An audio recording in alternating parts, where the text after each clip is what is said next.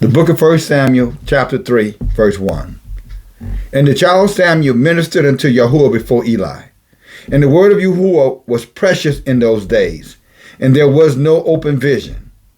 And it came to pass at that time, when Eli was laid down in his place, and his eyes began to wax dim, that he could not see. And ere the lamp of Elohim went out in the temple of Yahuwah, where the ark of Elohim was, and Samuel was laid down as to sleep, that Yahuwah called Samuel, and he answered, Here am I. And he ran to Eli and said, Here am I, for you called me. And he said, I called not. Lie down again. And he went and he lay down. And Yahuwah called again, yet again, and Samuel. And he rose and he went to Eli and said, Here I am, for you did call me. And he answered, I called not, my son. Lie down again. Now Samuel did not yet know Yahuwah, neither was the word of Yahuwah revealed unto him. Boy, that says a lot right there. A lot of our people don't know Yahuwah today. And they have no revelation or no understanding to learn. No zest, no zeal, no desire. Shall we continue? Verse 8. And Yahuwah called Samuel again the third time. And he rose and he went to Eli and said, Here I am, for you did call me. And Eli perceived that Yahuwah had called the child. Therefore Eli said unto Samuel, Go, lie down, and it shall come to be, if he call you, that you shall say, Speak, Yahuwah, for your servant hears. I want to read that verse again, my brothers and sisters. And Eli said to Samuel, Go and lay down, and it shall be, if he call you, that you shall say, Speak, Yahuwah, for your servant hears. So Samuel went, and he lay down in his place. And Yahuwah came, and he stood, and he called, as at other times, Samuel, Samuel. Then Samuel answered, Speak, for your servant hears. And Yahuwah said unto Samuel, Behold, I will do a thing in Israel, and that which both the ears of everyone that hears it shall tingle. In that day I will perform against Eli all the things which I have spoken concerning his house. When I began, I will also, what I began, I will also make it an end.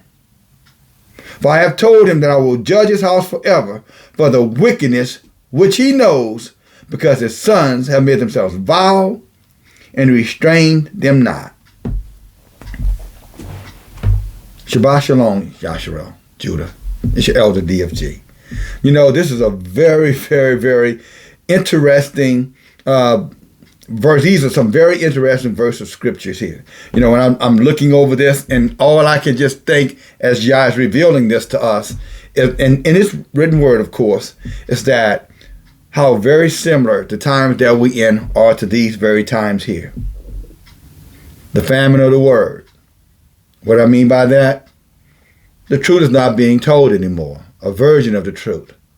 Perversion is being taught now. Even in their so-called houses of, God. Ill repute. Wickedness, homosexuality, fornication, adultery, manipulation, extortion,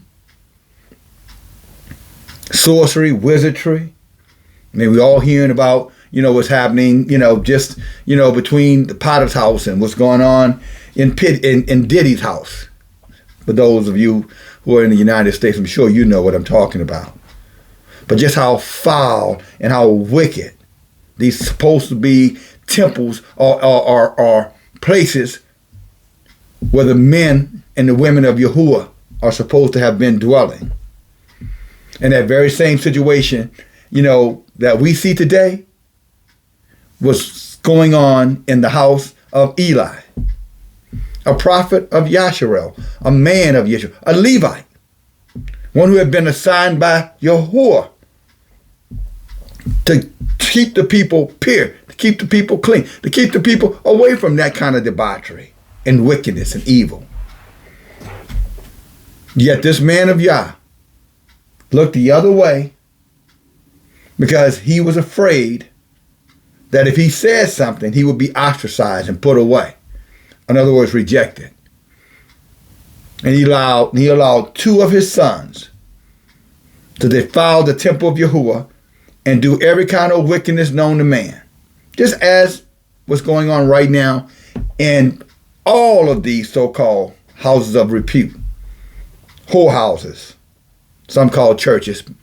Some called synagogues, temples, community, etc. You don't have to listen hard and you don't have to look long to hear it or see it. But just as he did with Eli, God is going to do it right now. Again, wherever you may be on this flat earth, wherever they are on this flat earth, who will think they're getting away with it, have compromised themselves, looking the other way, thinking that Yah is going to accept anything that they want to present, well, they're making damn fools out of themselves. And let's be careful here. This is not just limited to the church, mosque, synagogues, temple. This is also limited to some of your houses. Because you got all kind of irrepute things going on in there as well. Adultery, fornication, sorcery, wickedness, evil, hatred, bitterness, jealousy, envy, manipulation, all kind of enchantments, divination, polluting, unclean foods, unclean animals. You name it, it's there. And like Eli, many of our people, maybe some of you, are looking the other way. It's not my responsibility. The only responsibility I have is for myself. Well, guess what, my brothers and sisters? You may be sincere in your thinking. You may feel a certain level of justification in your thinking. But we were born in Proverbs 14 and 12. That's the way that seemed right to a man. In that very way that he thought was right, thought was okay, thought was approved, thought he had a right to. Her as well will lead and lead to their destruction, as what happened to Eli. Because as you see here, let's look at this. Let's take a little quick backtrack for a second. I'm going to go back again, 1 Samuel chapter 3. Now look at this, verse 7. As a matter of fact, let's go to verse 2. 1 Samuel 3 and 2. It said, it came to pass at that time, when Eli was laid down in his place, and his eyes began to wax dim, that he could not see. You know, it reminds me, you know, it's Isaiah 55, I believe it is, my brother. It says that they got eyes but cannot see, ears that they cannot hear. Became dim. I think this is a good metaphor for that particular scripture where Yah is saying your eyes are dimming. Israel's eyes have become dim. In other words, Israel does not judge righteous anymore. And that includes the elders of Israel, typically really the elders of Yahshua. I can't even say nothing about the younger people in that regard, because the elders are supposed to be the judges of Yahshua. We are the ones who are supposed to not only set the, call out wickedness, we're supposed to set the standard for righteousness. But most of the elders in Israel are more concerned of appeasing their children. Lying and manipulating, playing little games and tricks, justification. That's what all that is. Justification is just little lies and games and tricks one plays because they don't really want to deal with reality. Somehow some of us, our thoughts have become perverted, inverted, whatever word you want to use, and we're trying to make something clean out of something that's unclean. Well, I'm a parent. They're my children. They're my friends. That's my family. That's what Eli was doing. And somehow, because he was a man of Yah, he was a believer, yet he was closing his eyes to these things that he thought that Yah was not going to judge it. Wasn't going to judge the situation and wasn't going to judge him. And he was wrong. He was absolutely wrong. Look at verse 3. He said, then the lamp of Elohim went out in the temple of Yahuwah, means that Yah had left him and he didn't even know. His light had gone out. His fire had gone out. His passion for the truth had dimmed. And now, it was darkness everywhere. And he knew that darkness was everywhere, which is a sign of wickedness. He became comfortable in it. He became content. Self-reflection. Self-reflection. Could Eli be you? Let us continue on. That Yahuwah called Samuel. He didn't call Eli. See, it goes right back to, remember when Saul was in rebellion and he had been given instruction. We'll get there, Yah willing, in today's message. But he had become wicked because he was doing what he wanted to do, doing just enough to get by. Almost as though he was saying, Yahuwah lucky that I keep the Shabbat. Because I wasn't doing that before. Yahuwah, is lucky that I, go to, to church or wherever they go. I wasn't doing that before. He lucky I do it when I do. He had that kind of mentality. Anybody that fits that bill? They don't say it. But that's what Jeremiah, chapter 17 and 9 was saying. He's saying, look, it's not, let's go over there real quick. Your brother, the Spirit, as I asked him, always want him to. I want him to lead us, brothers and sisters. None of this matters if Yah is not in control. And not only here, but anywhere where you hear in the word. If Yah isn't in control, if Yah's voice is not leading the conversation, then it's demons. Even if that demon happens to be you. But look what it says here. Book of Jeremiah 17 and 9. It says, the heart is deceitful above all things and desperately wicked. Who can know it? When he's saying that, he's talking about a man's thought. The way you're thinking. He said our thoughts can be so wicked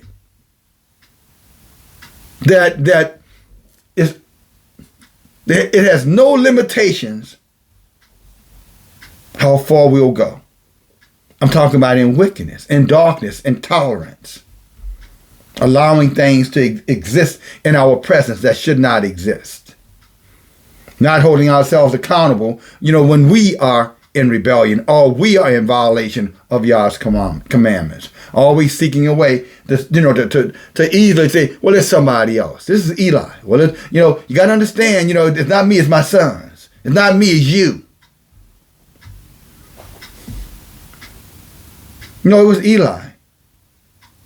He started to believe his own lies. Because he didn't want to be held, he didn't want to be held accountable, and he didn't want to hold his sons accountable. Those in his house. So he looked the other way. And Yah dimmed his eyes and took his strength away from him. But he was still in position.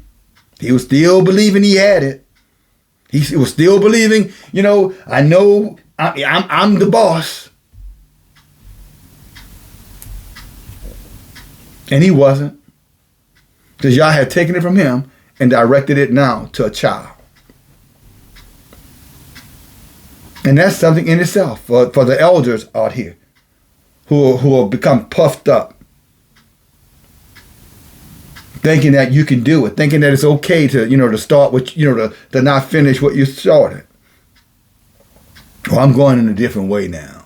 I'm doing my own thing now. You better be very careful. You better be very careful. Because that own thing you're doing, Yah may have absolutely nothing to do with it. And you don't even know it. And guess what? He's not going to pump your brakes. He's not going to say, pump your brakes, brother, pump your brakes. No, he's going to let you go. Right on into damnation. If you're not careful. But again, look what it says again. And, y'all know the drill around here. Hammer and saw. Precepts. He said, the heart is deceitful above all things and desperately wicked. Who can know it? But Yahuwah searches the heart. And Yahuwah tries the mind, even to give every man according to what he or she does, according to the fruit you produce. Not for the seeds you planted in the ground. Not for the, for the garden you possess. Not for the homestead where you live. No, you're going to get judged for producing that which you planted.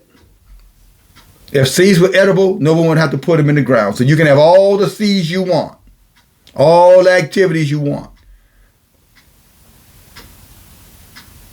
But if that field is not producing and not plentiful, then you're just putting seeds in bags with holes in it.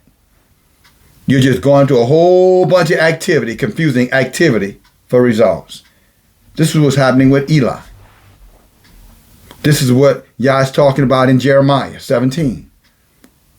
Heart desperately wicked. In other words, doing whatever you want to do, but not realizing, doing whatever you want to do and accusing Yah of being a part of it.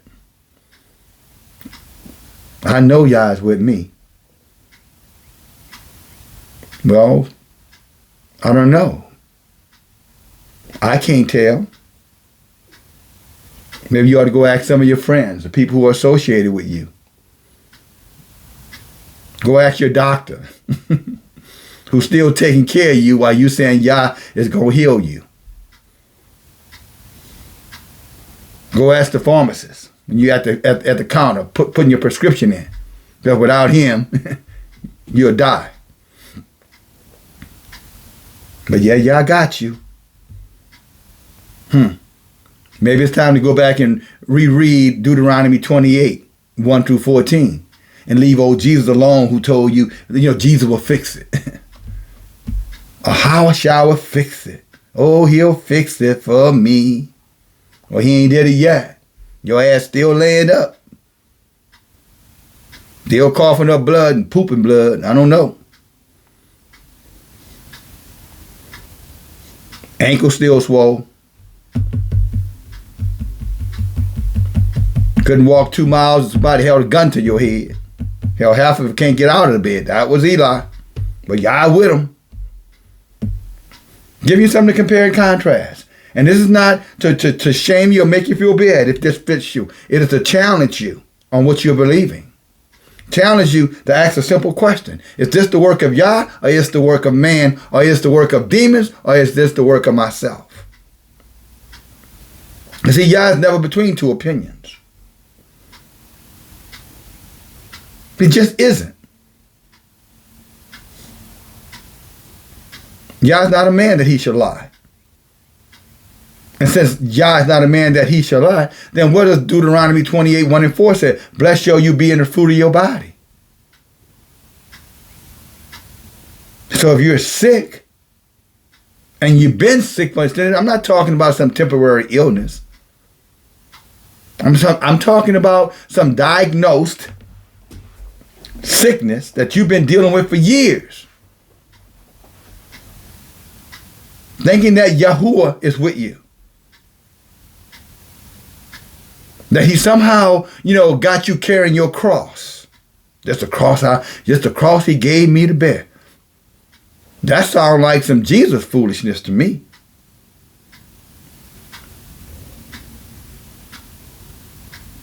Because our book said the blessings of Yahuwah making a man sick and add no sorrow with it. I mean, making a man rich. See, that's what some of you guys say. I'm sick, but I ain't sorry. I'm sick and I'm proud. I remember back in the days when I was a kid, James Brown had a song, say it loud. I'm black and I'm proud. Everybody, all the kids be in the street, say it loud. I'm black and I'm proud. That's some of our people. Say it loud. I'm sick and I'm proud. I'm carrying the cross for the boss. Pays the cost to be the boss. I think that's James Brown too, Black Caesar. Pays the cost to be the boss. Dun, dun, dun, dun, dun, dun. Pays the cost to be the boss now. Dun, dun, dun, dun, dun, dun. Y'all gray hairs know what I'm talking about.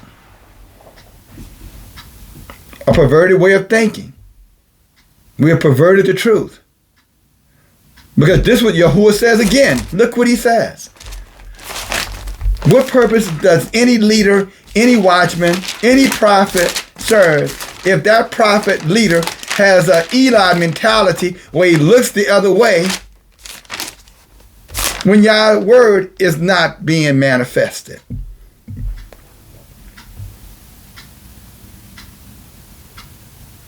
Again, what kind of watchman, what kind of leader, what kind of teacher, what kind of prophet looks the other way when Yah's word is not being manifested? I'm talking about his blessings or his curses. Look at Deuteronomy 28, my dear brothers and sisters. Look what it says. Deuteronomy 28. And it shall come to pass, if you shall listen diligently to the voice of Yahuwah, to guard and do all of his commandments, which I command you this day, that Yahuwah will set you high above all the nations, and the blessing shall come on you and overtake you if you shall hearken to the voice of Yahuwah. And you got a bunch of liars out there saying, well, that's only when we go, out of captivity. And then, no, Yah will bless you even in captivity.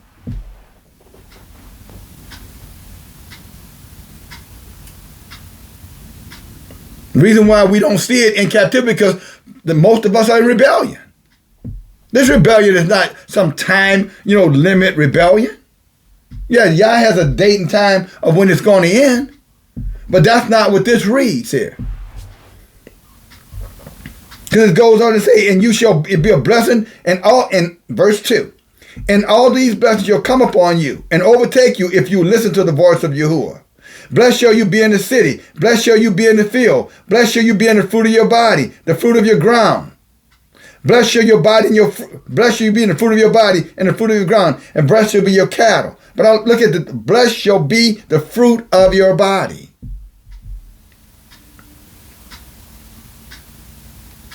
Does that sound like Yahuwah wants us sick? Because if we are being blessed and we're sick, or at least we're professing to be blessed when we're sick and not going yet and looking around and identifying what's causing that sickness, then we have that same Eli mentality. And that Eli mentality, well, let somebody else do it. I'm tired. This is the Most High testing me. But if this is the Most High's work, and this is what if your situation is the Most High's work, then I got to come back over here and ask you, what does this mean then? Go to Numbers chapter 23 and 19. Just trying to help you, by the way. It's my job.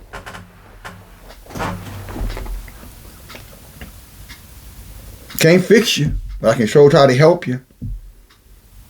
You got to fix yourself. And you can't do that without Yahuwah. Totally submitting unto him. Keeping his laws, statutes, and commandments. But look what the book of Numbers 23:19 says. Yahuwah is not a man that he shall lie, neither the son of Adam that he shall repent. If he said it, shall he not do it? If he's spoken it, shall he not make it good? That's what he's saying to Samuel. I'm about to deal with Eli. That's what he's saying now to all these nations, including, this wicked, spiritual Babylon America. Y'all say, I'm about to deal with this. I'm about to deal with everyone who loves it. We're going to get there too.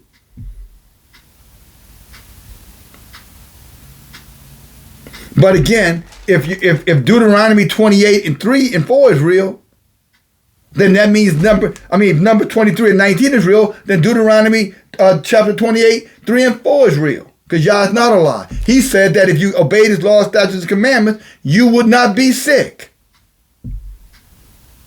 That your body will be blessed. Not your mind, your body. He didn't say your spirit will be blessed. He said your body, the fruit of your body. You'll be healthy. If sickness come, it would go. It wouldn't stay. It wouldn't nest in your head like a female bird trying to hatch an egg.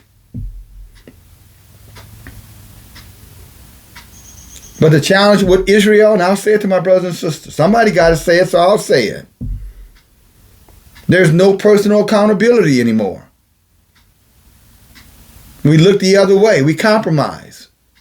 We dishonor, ourselves. We dishonor our brothers and our sisters. If you have a man, you dishonor him. You marginalize him. You the boss. You're leading the charge, not him. He say stay, you say go. He say go, you say stay. In some instances, some of these tender, delicate Israelite men who didn't start off that way have become little babies, become Samuels in the house. And their wives are Eli.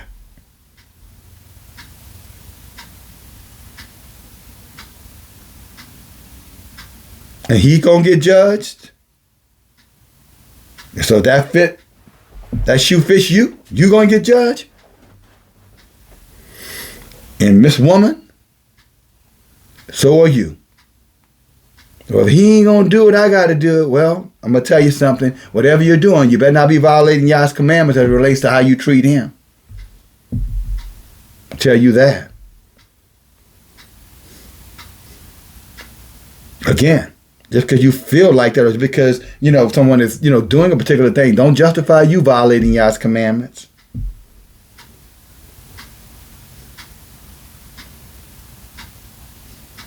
You either keep Yah's commandment or you're none of his. Simple as that. That's his word, not mine.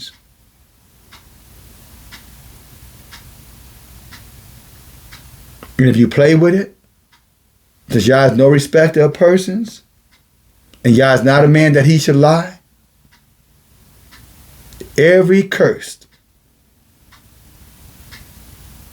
that he promised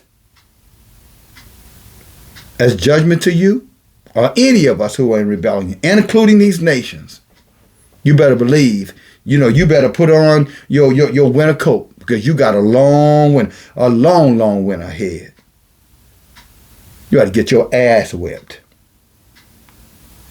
Oh, you won't know it because rebellion causes you to be blinded to the beatdown. You'll just, again, you take no accountability.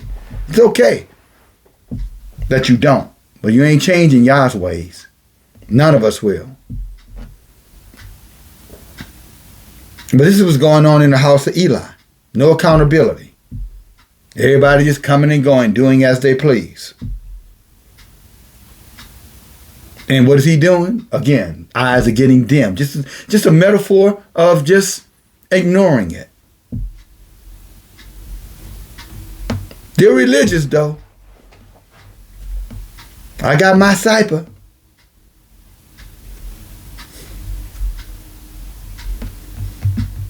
Don't take more than that.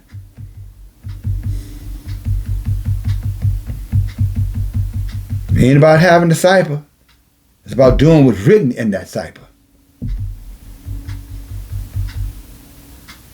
And for all too long, many of these so-called, I love y'all with all my heart, all my strength, and all my might, and that cipher has got dust all over it. Some of them books fresh, brand new.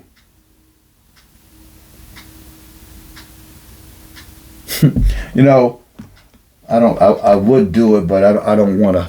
It's not that important, so I'll let it be. But just recently, I received this book.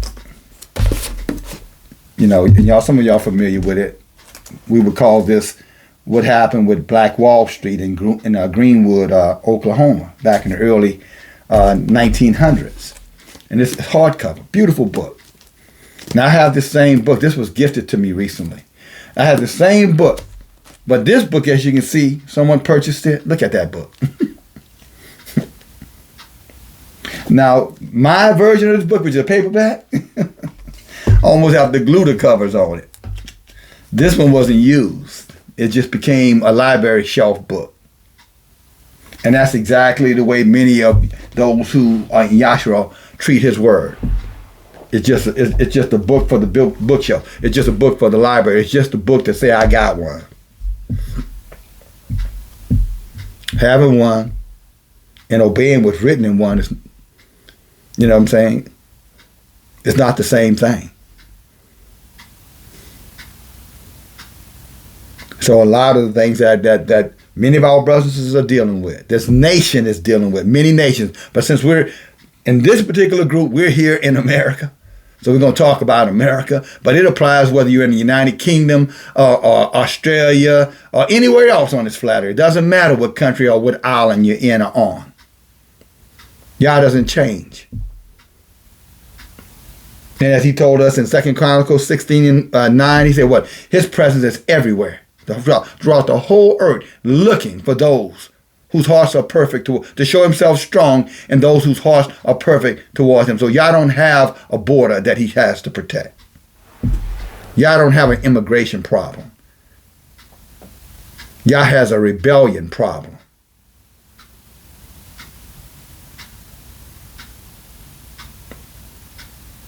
And that problem starts and ends with Yasharel. Everything is centered on us. We're the weight that keeps things in balance or out of balance. And we have totally disregarded that as a nation of people. As a nation, or nations of people. Not every individual.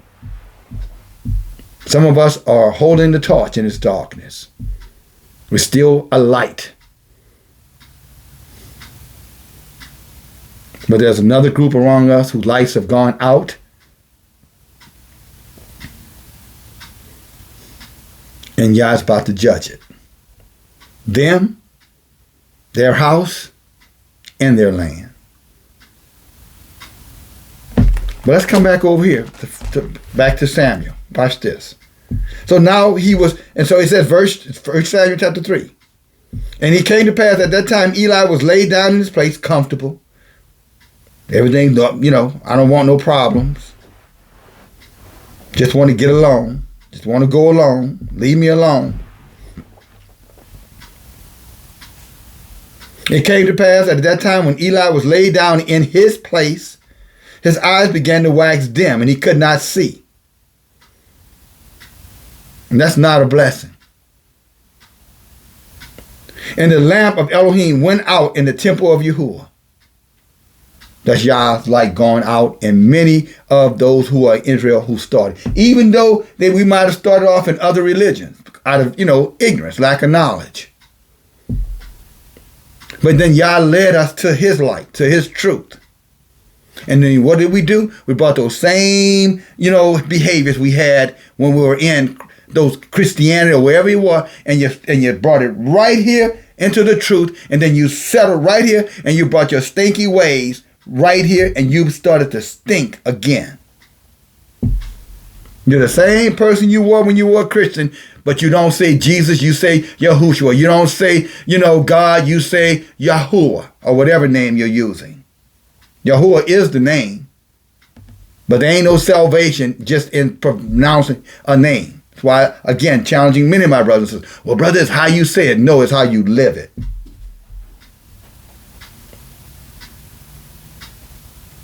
Oh yeah, we won't call him intentionally a heathen name. But if you think it's in the name, then you're no different than them GMS idiots. You're no different than them. You got to say the name right. You got to say the name right. No, you got to live right. And you have to have fruit to back up your living. And your words is not your fruit. Because you study. Much study makes a man stupid. That's what Solomon said. Weariness of the mind. Go read it. Ecclesiastes, I think it's 12 and 12. It's all your knowledge. Make people tired of you. Because all you do is talk about you. And nobody wants to hear you, to tell you the truth. So no, leave all of your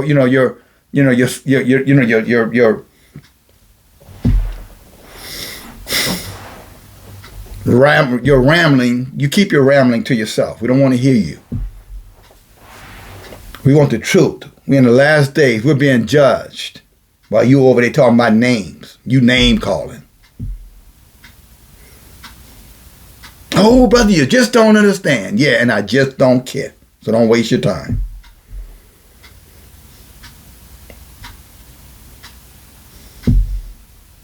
But look here, he went to sleep, had fallen asleep on the job, so to speak.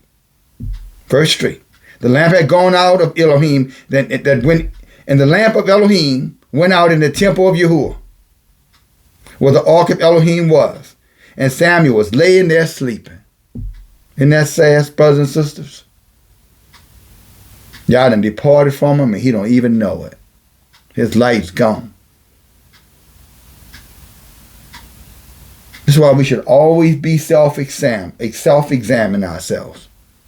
All the time. That's why we should be, in the Word. Day and night. That's why we should be obeying the Word. So we can keep the light on.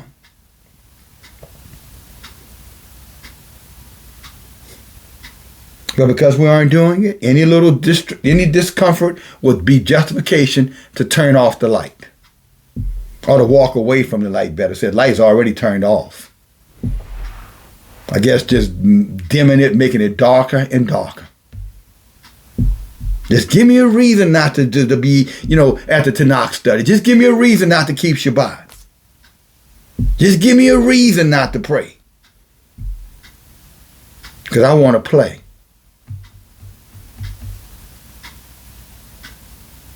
I want to have it my way. And if I can't have it my way, then I'm going to be very upset with y'all. And you're going to know it. Because therefore I will show you my seed. I will show you my fruit. Yeah. Yeah. Yep. But don't forget, Yah say the wicked flee when no man pursue it. Just better remember that. Bob said a very good model. You running away, but you can't run from yourself.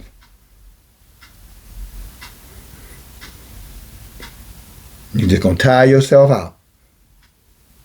And you're going to look around, and Leviathan or Behemoth or whatever demon that was chasing you going to be right there just saying, where you thought you were going? Don't you see these chains I got around your neck? These chains I got around your feet? You mine.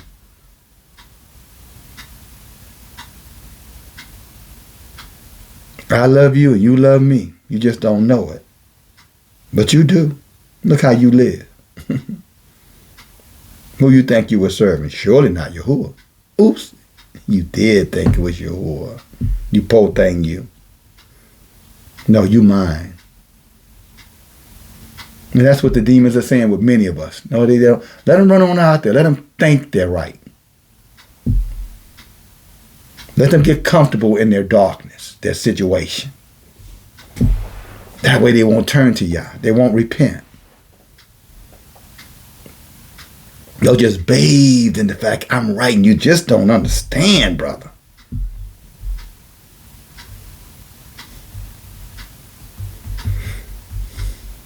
Don't have to be you. But Yah said 9/10 of us, that's who it's going to be. So 9 out of 10 of you, this is you. Not because I said so. That's what the word says. We have to self-examine all the time, my brothers and sisters. The word is our mirror. And if you're not in this book, and you're not self-examining yourself in this book, and you're not following the law, statutes, and commandment that is written in this book, then this book has become a hook that Satan will use to draw you farther and farther away from the waters of life. Yah's words, what I mean.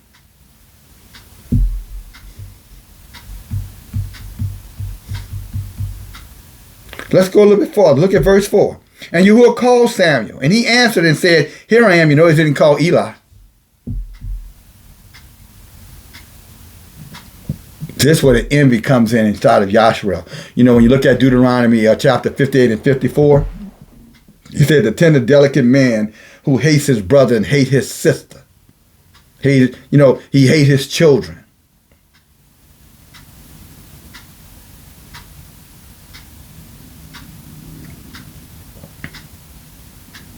This is how envy comes into play. They're not doing what they're supposed to do, and they're angry at us because we are. Y'all take it too serious. You're damn right we do. You got that right. Reminds me of my oldest son. He's deceased, and I remember him and I. Y'all know how fathers and sons can be, especially when your sons are grown men, and you don't always see eye to eye. And we weren't seeing eye to eye at that particular time. But he was asking about me. He saw a good friend of mine, and they told him, "Hey, Dale said to tell you, hello." And I was asking, my friend said, and I asked him to say, "Well, how's your grandmother doing?" Which was my mother. He said, "She's doing all right." But he said, "But you let my daddy tell her, she can't do nothing wrong." And he reported to me. I said, "You know what? You tell him when you see him, he finally got something right." In all that darkness, he still saw the light. At least Yah revealed the light to him. So that's a way that can seem right to you, brothers and sisters. But that don't mean Yah is guiding you. It could very well be you guiding yourself. And there's only one way, without question, to know if you are not. And that's a humble heart, a contrite heart, and a humble spirit, so you can hear Yahuwah's voice. Because see, when you're letting all them voices in your head do all that talking, you're not going to hear Yah. You hear yourself. And you know what typically happens, brothers and sisters, when we go into rebellion? Just, again, I'm here to help. Okay? So just, let me help. Let me do my job. Now, if you don't want to do your job, okay, then I guess you won't listen. But there are others out there who will. So in helping, my job is to break this thing down and grind it to powder, make it so easy to understand that a fifth grader can not only hear it, but repeat it back. That's why you hear your elder says, teaching is repeating until learning has occurred. It means it should be repetitive learning.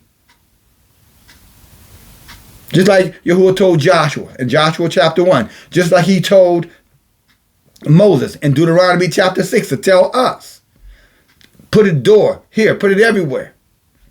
Make it like frontlets, which we call eyeglasses. Put it on the doorpost, put it on the windows, everywhere. Not so people can think you are a believer. No, so you can self-assess, so you can self-examine. So that your eyes will not get dim. So that the strength of Yahuwah will manifest in your life, captivity or not.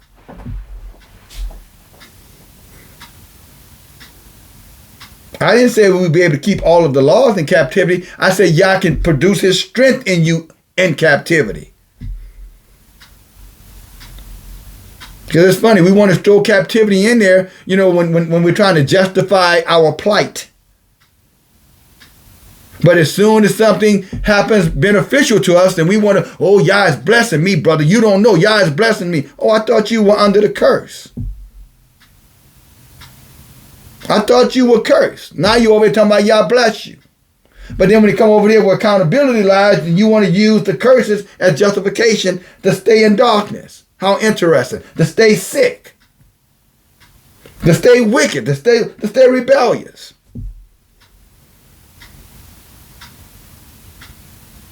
How can two walk except they be in agreement? Isn't that not what Amos told us? 3:3. Did not Elijah remind, Israel when he was dealing with the prophets of Baal, said, how long y'all going to be between two opinions? If Baal be Yah, then you serve Baal. And many of our people are serving Baal but claiming it's Yahuwah. No, it's Baal. It's Mulak. How can I know, Brother DFG, your fruit, your behavior, your actions? Do you actually walk in love, tolerance, forgiveness, kindness? Or do you walk with your stiff-necked, haughty, high-minded? You know, with your wand in your hand, picking winners and losers. I'm going to bless you, but I ain't going to bless you. I'm going to bless you, but I ain't going to bless you. Huh? Are you the witch of Endor and you don't even know it?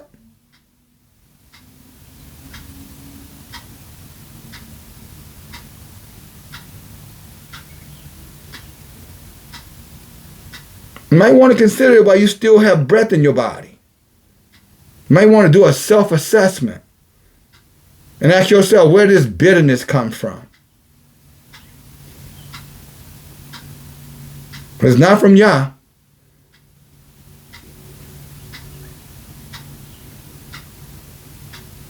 Where does jealousy come from? It's not from Yah.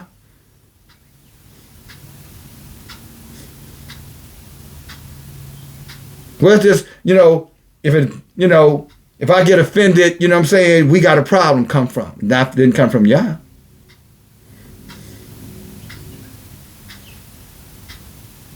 Because according to our book, if you want to be acceptable before Yah, before Yahuwah, you have to have okay, let's go there. And we're coming back here. Go to the book of Azariah, chapter 16. The book of Azariah. If you don't know where it is, go to the book, near to the book of Daniel. I'll help you out. And then turn a few pages and you'll be there. The prayer of Azariah. Look what it says here. I'll start reading. He says, I'll start at verse 15. Neither is there any at this time a prince or a prophet or a leader talking about what was going on in Eli's house as he's talking about what's going on right now in the land. Azariah is saying, yeah, the people are doing whatever they want to do. There is no accountability.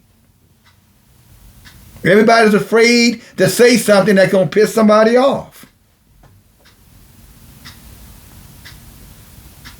Or they're intentionally saying things to upset people and thinking they're justified in it.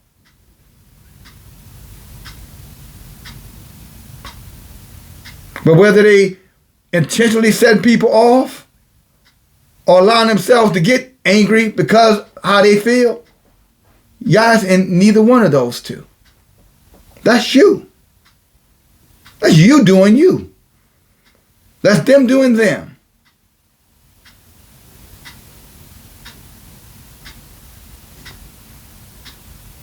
Because look what Azariah says. For all those who are in the darkness thinking that they're in the light. Look what he said. These are all these ones who are saying, oh, I know him, he knows me, and you don't know what you're talking about, and you judging me. Oh, yeah. Yeah.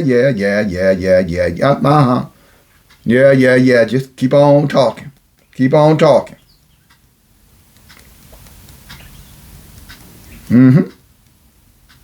Yeah, keep on talking. But remember, Yah's listening. And you had better be right. Because that book clearly said, touch not my anointed and do my prophet no harm. But you keep on running your mouth. Verse 15 said, neither at this time is there a prince or a prophet or a leader or a burnt offering or a sacrifice or an oblation or an incense or a place to sacrifice before you and to find mercy. But he goes on to this part, nevertheless,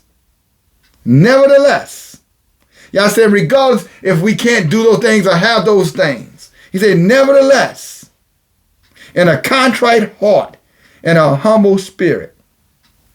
Does that fit you? Because where there is bitterness, there is no contriteness. Where there's arrogance or pride, there is no humbleness. Pride is, I'm right because I say so.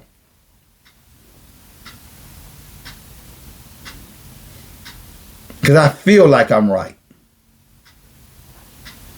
And we stated earlier, Proverbs 14:2, there's a way that's going to seem right. But it ain't going to stop you from being destroyed. Samuel again, not Samuel, Eli looking everywhere but where he's supposed to be looking. And because he didn't have accountability in his house, he didn't hold himself accountable, he didn't hold his sons accountable, his eyes got dim. Now y'all going to a child. He never repented. He wasn't contrite. He became comfortable with it. It became a lifestyle. He was so busy looking everywhere else except at himself, what he had become. He had become spiritually obese, spiritually lazy.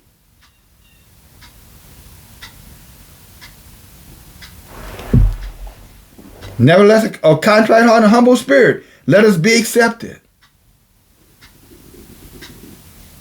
So Yah's not looking at all your window dressings, all the alterations you make, the conversation you engage people in to give them the impression that you are who you're not. Yah said that means nothing to him. It means everything to you, but not to Yahuwah. Contrite means, it's a sorrow so deep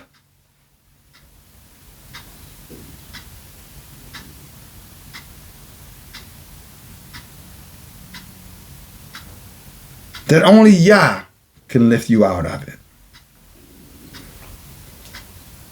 Some might call it a depression. A sorrow that deep, that's what contrite looks like. David was contrite when the child that him and Bathsheba brought into the earth, the first child, and the child became sick, and David laid on the floor, sackcloth and ashes, and he moaned and groaned so hard that all of his royal court became concerned about him. Will he commit suicide? Is he suicidal? What's going to happen if this child dies? The king is distraught. We need the king. That's what contrite heart looks like. It's a sorrow so deep that if you survive it, you won't repeat it. Because see, sometimes Yah put that judgment on you and it's to death. Other times, it's to remind you don't ever do it again. But in that contriteness, you had better understand that humble part, that's called repentance.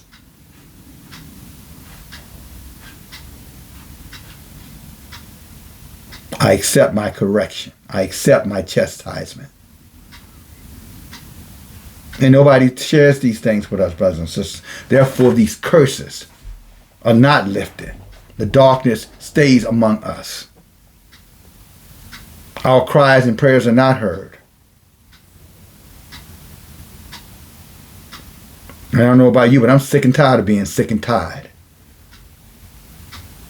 I want the light of Yah to shine in me.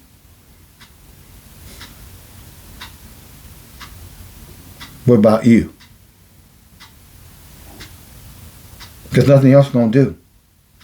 Talking about we have to be obedient. We have to address issues. We have to be sincere. We have to be genuine. We have to be open and transparent. Still prudent and discreet though. Only a fool runs his mouth all the time.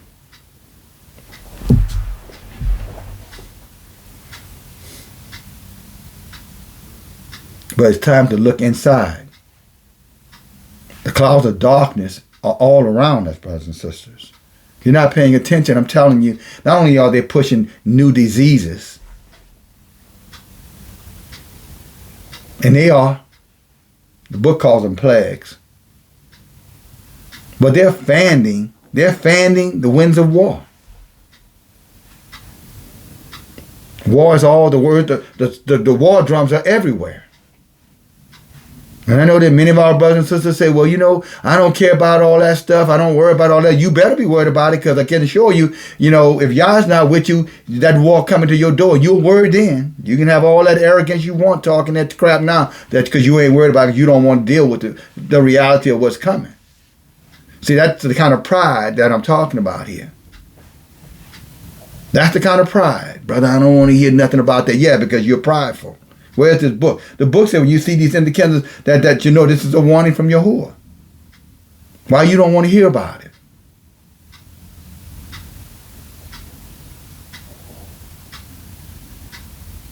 When Moses came to bring our people out of Egypt, a lot of people told Moses, I don't want to hear about all that. I ain't going nowhere. I don't know. I ain't doing all that stuff. I'm staying right here where I am. And they died right there where they were. You gotta be careful because that's going to be some of you. You don't watch what you're saying and change your attitude. Just because you decide to be in a particular place or any of us decide to be in a particular place does not mean that's where y'all wanted us. Is y'all guiding you or you guiding you? Because that's a real important question. And you really to understand the difference. There's a big difference between the two. You know, when you hear the words, there's a way that seems right to a man, there's a way that seems right to a person, but that way can lead to the destruction. We never apply that when we're doing what we want to do. How interesting. Well, we know the verse. We can quote it verbatim. We even know where to find it, the scripture. But when it comes down to asking, Yah isn't me, you don't hear that going on. No, it's got to be somebody else. It can't be me. That's Eli. That's Eli's spirit. It can't be me. Maybe I'll name this message. It can't be you, can it?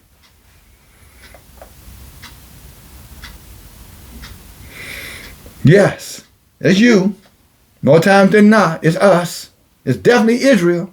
Why you think y'all going to destroy, 2/3 of us, through the fire and the rest, through diseases and everything else that's coming? You think he would do that if that many of us were standing upright before him, contrite and humble?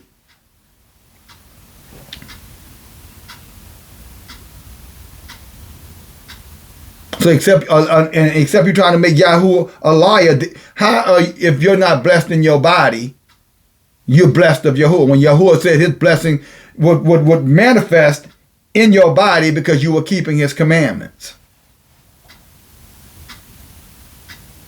Because when it comes down to challenging Yah in our arrogance, we start pushing it to the science. Well, brother, you don't know I was born with this. It's a DNA issue, bro. It's a genetic issue. See, that's that justification. Because you don't want Yah to do the alteration. You want to do the altering yourself. We want to alter it ourselves. We want to make it right ourselves. And then we want to force Yah to accept it. But that's not what comes out of our mouth, but that's what our attitudes reflect.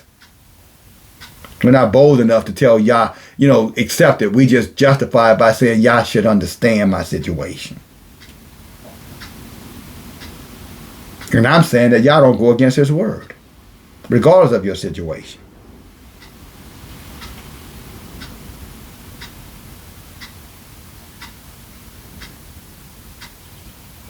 And except you be a reprobate, someone that Yah is no longer working with like Eli, it's time to change.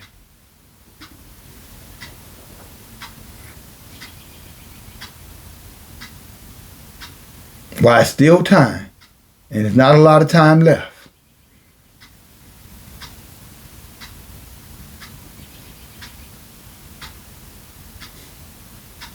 And I hope you're thinking about this. I hope you're listening with an open heart, with a pure heart. Because see, again, when you look at 2 Chronicles 16:9, he says, Yah goes throughout the whole earth looking to show himself strong to those whose hearts are perfect. That's what he's talking about. Can you be corrected? Can you be directed? Oh, no, not by him, by whoever he leads or sends to lead you or direct you. Because see, in puffed up, high-minded, nobody can tell you nothing. Nobody gonna tell me nothing. I don't need no man.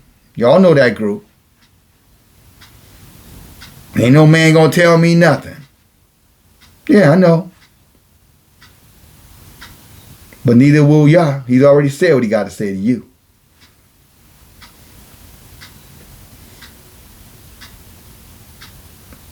What's that? Not funny. You might want to go back and read, that hell. Matter of fact, I'll tell you what he got to say to you. Let's go over to the book of Isaiah.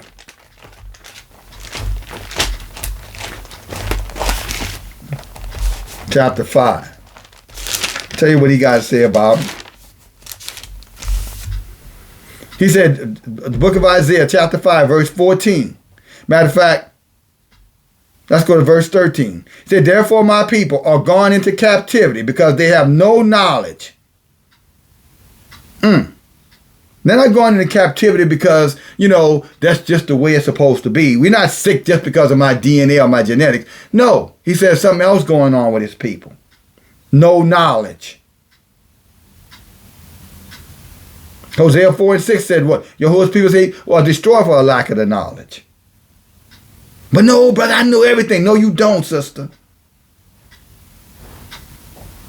It's by the time somebody needs to come to you and tell you don't know a damn thing. Because you don't listen to anybody. You listen to yourself.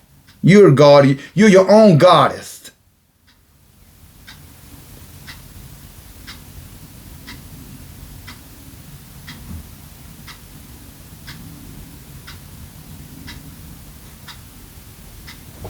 But you'll rebel against that. You'll recrawl from it. I can't believe. Yeah, of course that's what you're gonna say. Oh, I'm so offended. Of course that's what you're gonna say.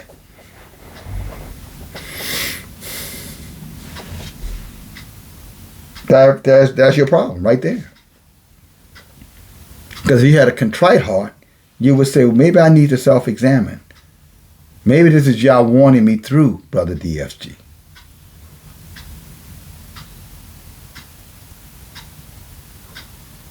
Maybe my life's going out and I haven't realized it. Maybe I have become something that I didn't anticipate. Maybe I thought I was right, but I was wrong. All that is what contrite looks like. And if that's not entering your heart and entering your mind, you are already doomed. You are already judged. God's not looking at you anymore. Just like Azariah said, he said, a contrite heart and a humble spirit, he says, worth 10,000 bullocks of sacrifices. So if you can't be chastised, you can't be corrected by men of Yahuwah who are here to judge, then you're not his. And you can believe whatever you want to believe. You might want to go back and read the book of Exodus where God did give judges. Some to judge 10, some to judge 50, some to judge 100, some to judge 1,000. Who are you that you can't be judged? By the men of Yahuwah. Who are you? Male or female, who are you that you can't be judged? But yet you have a contrite heart and a humble spirit. You better go back to Jesus. Your only out is Jesus. Jesus, the only one that you get away with being you. Then Paul tell you there's no condemnation for those of y'all who are in Jesus. You better go back over to Jesus then. You better go to Jesus. Jesus waiting for you. He ain't never left you, truth be told.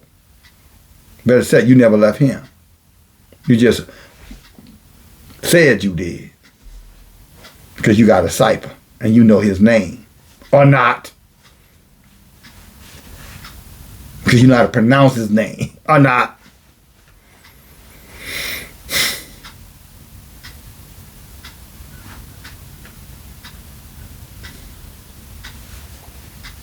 This is what help looks like. This is what real medicine feels like. No medicine, probably that's healthy, it tastes good when you put it in your mouth. But you hope when it get down to the belly and get into your bloodstream, it'll make you feel better. Yah's word is no different.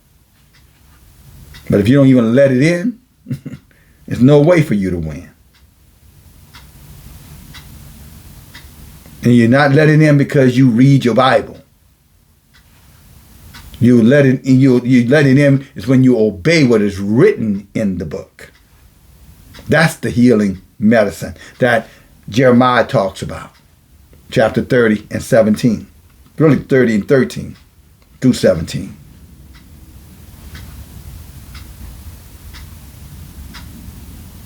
That's the healing medicine, his word, and obeying it. Look what Isaiah says here, 14. It's just 14. Therefore, hell has enlarged itself.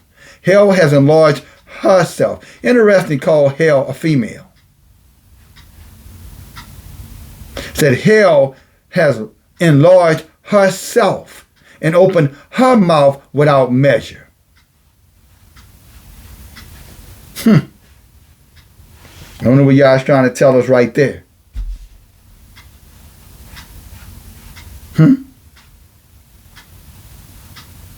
Why is he equating hell to a female?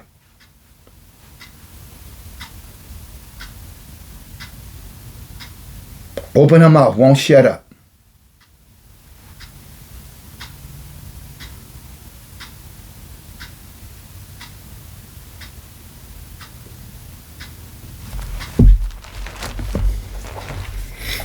Let's go back. 1 Samuel chapter 3. Verse 4. And Yahuwah called Samuel, and he answered, and he said, here I am.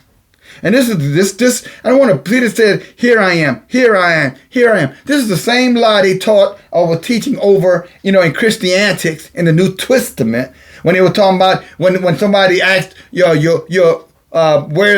you show us the Father? And he said, I am here I am. And they said, oh, see, that's Jesus is God. See, right there, say Jesus. See, Jesus is God right there. Then I guess Samuel's God too then.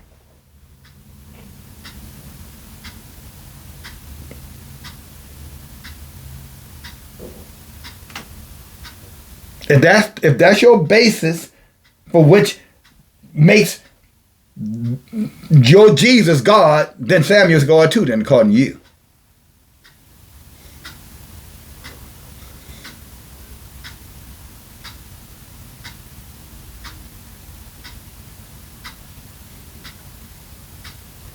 But that's what happens when we don't study. We're easily led astray, like sheep being led to the slaughter. Judah, Israel, because that's what it's talking about in Isaiah 53. But see, you would know that if you didn't have your Jesus complex going on, your Savior complex going on. You would know this already. We were talking last night on the Zoom call. I said, you put this challenge out. I'll put this challenge out there too. Show me. I can show you Yahuwah, and I don't need the New Testament to do it. So for all of you Ahashah people who want to say, then I tell you what, you show us your Ahashah or your Yahushua without the New Testament. Because I'll show you Yahuwah without your New Testament. You show me your Savior without the New Testament. So let's just pretend there is no New Testament. I'm going to show you Yahuwah. Now I want you to show me your Jesus. Without no New Testament, you cannot reference it. You can't cross-reference it. You can't precept it. No, right here, just in the Tanakh and the Torah, I want you to use precept line upon line and show us your Jesus. Show us the Redeemer, the Messiah, who competes with Isaiah 43, who says, I am and only I am the Redeemer of Yeshurun. Where Exodus 20:5 said, there's no one but me. I am he. No other God. And if you have another one, you hate me.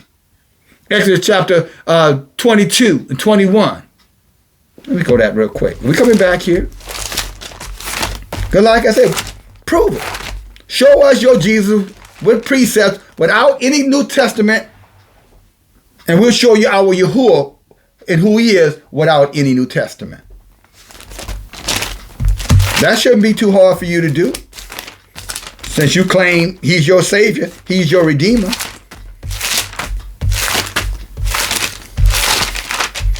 Because this is what our book tells us about ours.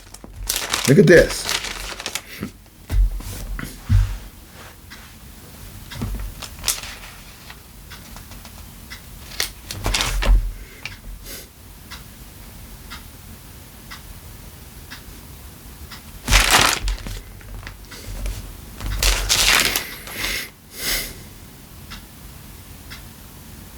Look at this.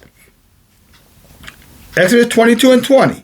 He that sacrifices to any, that means pray to, honor, adore, submit to, claim, acknowledge. He that sacrifices unto any other Elohim, except Yahuwah only, he shall be destroyed, utterly destroyed.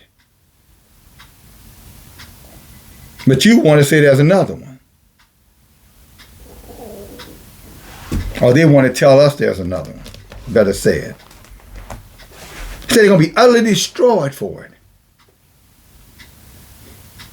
Look what Deuteronomy chapter 6 says. And this all ties in because his light went out, talking about Eli's light. Some of your lights have gone out. People you know, lights have gone out because they lost their way. Look what Deuteronomy 6 and 4 says. Hear, O Yahshua, Elohim, Yahuwah is one. Not two, not father and son. One. And he don't share his glory with anybody. That's what Deuteronomy chapter. Okay, let's go back over to Exodus then. Now I want you to do the same thing you show us your Jesus, or whatever name you got for him. That won't take you long. You ain't gonna find him over here. He said, you should, Exodus chapter 20 verse, you shall have no other Elohim before me, none. And you should not make unto you any graven image of one. So you shouldn't even know what he's looking like. You shouldn't have no Jesus piece, no cross, none of that stuff. Or any likeness of anything that is in the heaven above or that is in the earth beneath. Nothing, he says. No likeness. First Maccabees 3 and 48 said what? The heathen sought what? To paint their image and likeness in our Torah. That's exactly what these so-called Jesus folk are attempting to do. But y'all ain't gonna let them do it. Too late for that. Their light is gone out. That light is being put out. And they're about to go into a deep darkness in that idolatry that they're in. And some of our people are between two places. You're no longer serving Jesus, but you're using his theology to justify your behavior. And that's just as bad. That's a distinction without a difference.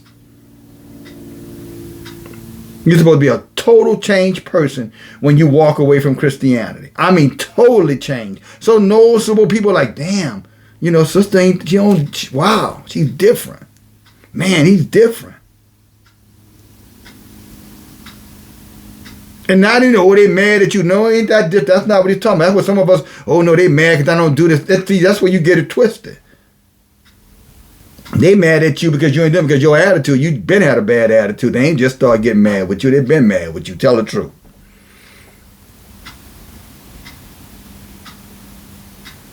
No, they're supposed to be curious about you. They're supposed to say, man, what she know that I don't know? What does he know that I don't know? What's that light burning? Maybe I should go and see. Maybe I should ask.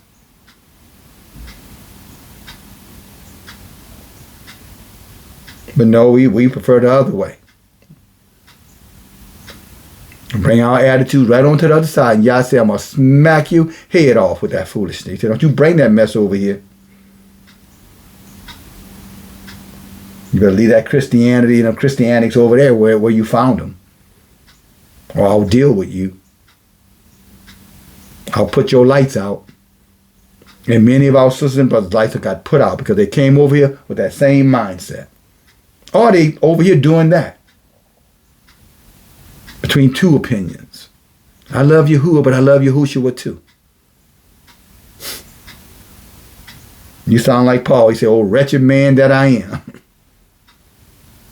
Oh, wretched man that you are, woman that you are.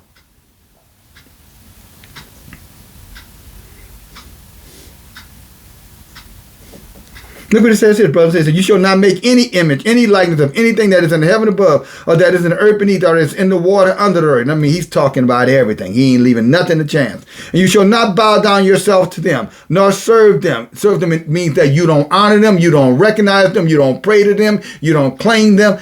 All the stuff they're doing over there with their so-called, Messiah. They're doing all of that with their Messiah, but yet they're saying they're keeping the commandments. And this is written right in the middle of the Torah not to do what they're doing. And they let these heathens come up with a new book, a new promise, a new covenant to justify it. And call themselves wise.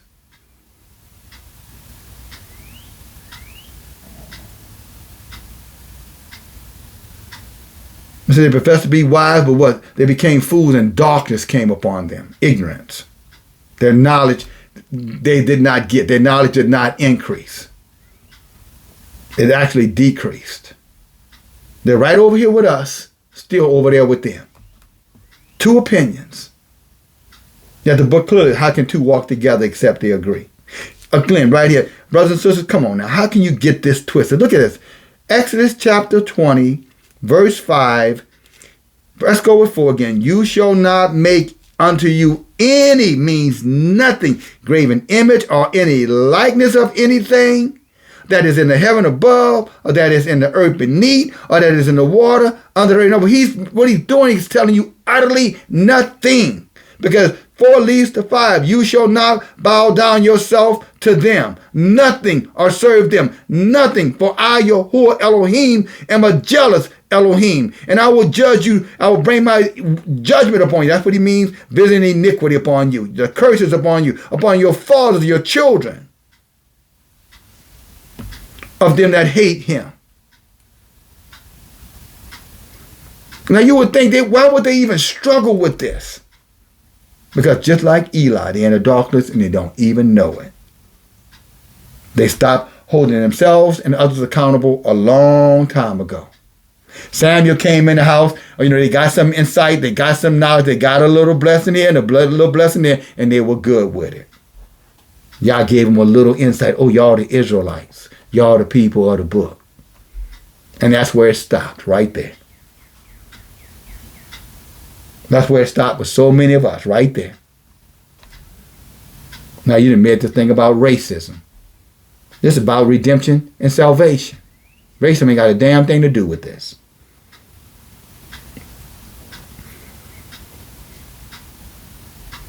The color of your skin ain't getting you nowhere but straight to hell, that enlarged hell. You know how Miss Hell got bigger and how Miss Hell would not shut down? How Miss Hell enlarged herself? Your melanin is going to make that hell pot just so much sweeter. Because you're going to be in there. How can he say 9/10 going to be destroyed? 3/3 going to get burned through the fire? That telling you right there, your melanin ain't enough. Your acknowledgement that you're an Israelite, hey, that's the beginning. That's not the end. You were supposed to start and grow from there. Not get there and say, now look at me, but I'm still going to keep the New Testament laws. I'm going to keep Jesus' new commandment. You imagine that, the audacity, the arrogance, I give you a new commandment. That's what he said. I give you a new commandment. He didn't say Yah did, he said he did.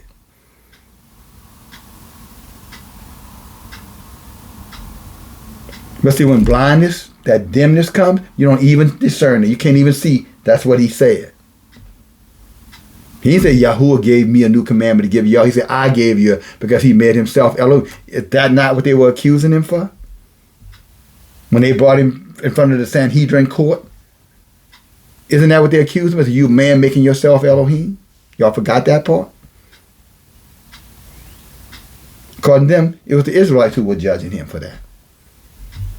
Even they knew it was an abomination.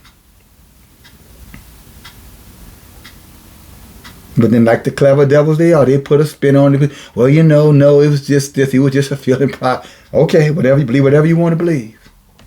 He was a dumb sheep, led to the slaughter. It would never open his mouth. But that damn Jesus was in the Garden of Gethsemane crying blood tears. on the cross, hollering and screaming about, save me, save me. Why you left me? Sounded like he was opening his mouth to me. So obviously Isaiah 53 ain't talking about him.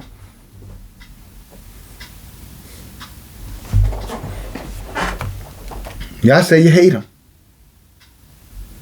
You hate Yahuwah when you bow down to any other Elohim. And to make sure you under, he say, I'm jealous of it. You know, in our Tanakh study this past Wednesday night, you know, we were studying, and one of the precepts from the study was Ezekiel chapter 16. And you probably should read the whole thing. That's one of our dear sisters last night said, you probably want to read the whole thing. But many of the sisters and brothers who was with us on the Zoom call last night had read it. And I'm telling you, I think it behooves each and every one of you to go read it. And just to see what tolerance level Yah has for anybody who's doing anything that would be deemed sacrificial, religious, worship, or anything that falls inside of that category. Go over there and see what Yah has to say about them. Now they're serving a different Messiah. And whenever you tell them about 43, oh no, what about this one? No, that's for you, that ain't for me. I'm not in darkness, you are. My mind already made up. I already know the truth.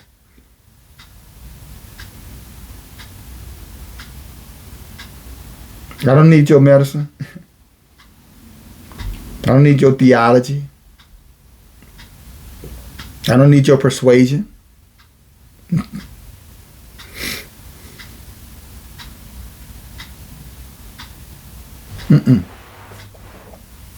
I'm good.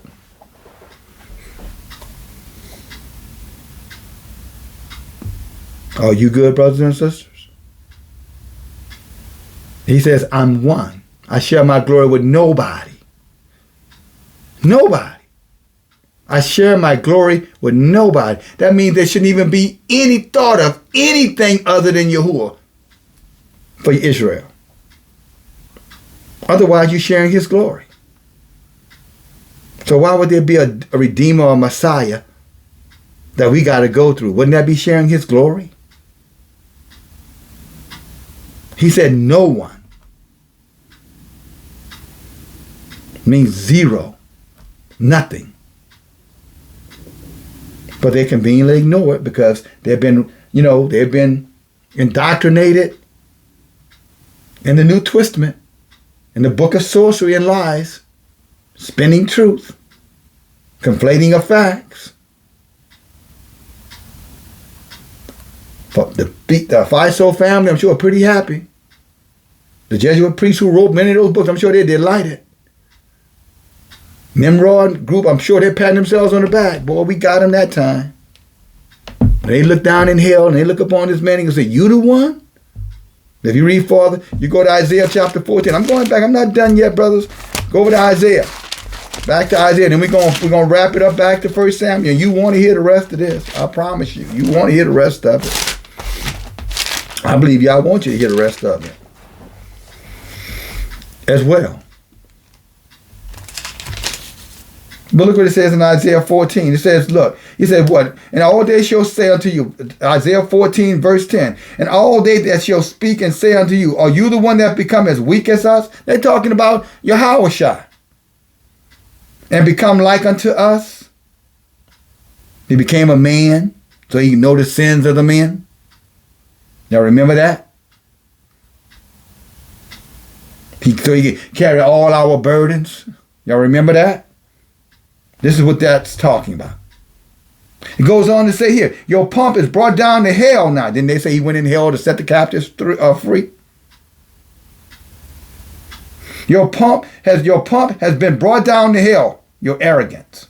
And your noise of your voices, all those who worship. Your worm is spread up under you, and your worms will cover you. How are you fallen from heaven? O Heliel, the son of the morning. You remember the TV program called Morning Star? Some of y'all remember that. Son of the morning. How interesting a name. Since when were they calling Satan son of the morning? Well, he really was calling Satan. They just didn't know who Satan was. Satan had altered himself, had manifested himself, had made himself into a man so that he could eventually become their God. They call him Hashah. We used to call him Jesus. Many still call him Yahushua. Now, you definitely want to share this message to your Christian friends. Hashtag, tag them, whatever you got to do with this. You might help somebody. But first, make sure you're looking in the mirror. Make sure you've repented, you have your contrite heart and your humble spirit, and the real change has taken place before you do that. But if there was ever time to do it and move it on, pass it on, this is that time. Because I guarantee you, they don't know nothing about this.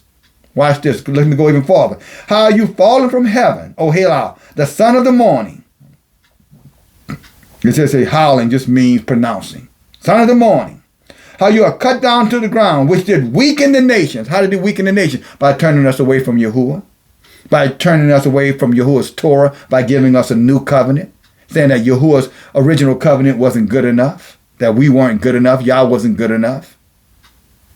So I give you a new covenant. Isn't that what Jesus said?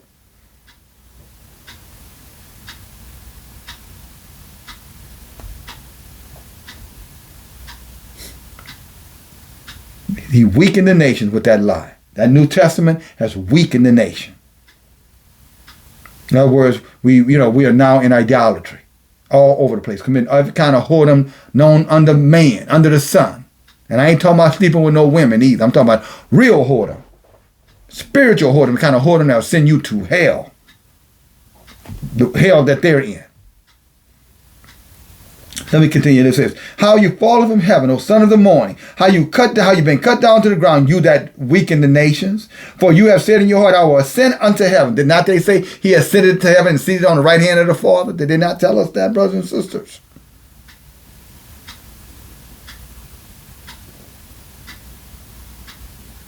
Did they not tell us that? That's what Jesus did? Or Hashah, whatever name they're calling him now. Isn't that what they said? Sitting on the right hand of the Father. Look what it says here. Verse 13. And you have said in your heart, I will ascend into heaven. I will exalt my throne above the stars of Elohim. In other words, above all the angels. And I will sit upon the mount of the assembly on the sides of the north. And I will be like the Most High. That's those of you who claim it's all one and the same. That's those of you who are saying that your Hashah or your Yahushua is Yahuwah. That's you is talking about. This is who you're describing. So now I'm helping you. Well, let's see how humble your heart is.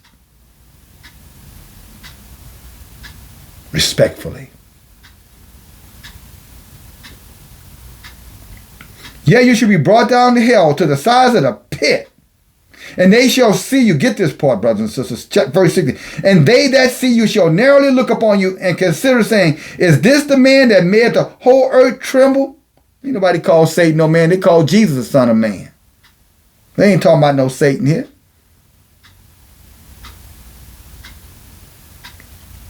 The Son of God who take away the sins of the world, right? Isn't that what they say about him? And look what it says here. Again, verse 6, and they that shall see you shall narrowly, they're going to be squinting like, what? They're going to be having that look like, what? You got to be kidding me. That's the look they're going to have on their face. What? Oh, no. Him? Yeah, him. And you, because you're going to be down there with him. Talking about y'all right here. Those, hopefully not y'all, but them. Hopefully not you, but maybe you.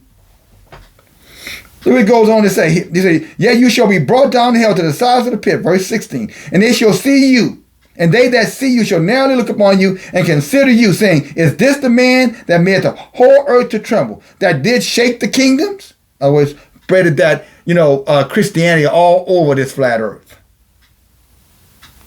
and came in many other forms of it. Islam, Hinduism, Judaism, Buddhism, all the isms. It said, and all the kings of the nations, even all of them, they lie in glory, and everyone in his own house doing their own thing. But you shall be cast out of your grave like an abominable branch. Then they say he was the branch. You never heard them call him the branch? You're abominable branch. And as the remnant of the house of those that are slain, thrust through with a sword, that go down to the stones of the pit, and the carcass will be trodden under the feet.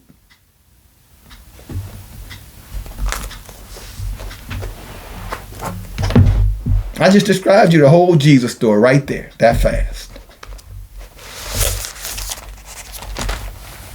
He's Baal, but you don't want to hear that, so go ahead. But at least you were warned. That's my job, to warn, not persuade, not to twist your arm. No, just to tell you, I'm doing it. Why I came out, before I'm down in the pit of hell saying, oh, I can't believe I thought this was real. And that what, Pastor, Bishop Nathan said? No, you know what Mariah said? Mariah said that. And that what Carrie Ann said? Didn't Celestial say that? Didn't Gino say that? Didn't Dow tell me that? Didn't Mama say that? Didn't Grandma say that? All of them lost in the soup. Lost in the sauce. Eli was lost in the sauce. Because he decided that he was just going to ignore what he wanted to ignore and, accept what he wanted to accept. He was going to do it his way. I thought, Yah knows my heart. Did not Jeremiah just tell us about that heart? Do we need to go back there again? Mrs. or Mr. Yah know your heart. Yah know your intentions. Your intentions are good. That's what you say. That's what you think. Don't make you right. Again, don't make any of us right. He made it clear. My thoughts are not your thoughts. Your ways are not my ways. So why are you trying to act like they are? Who gave you that authority? Oh, I forgot, you gave it to yourself. And you're justified by going into the book and misusing the truth to appease yourself in the guise of trying to be helpful. That's how many do. But they never stop back to say, well, if Yah's with me, why am I even having to do all this?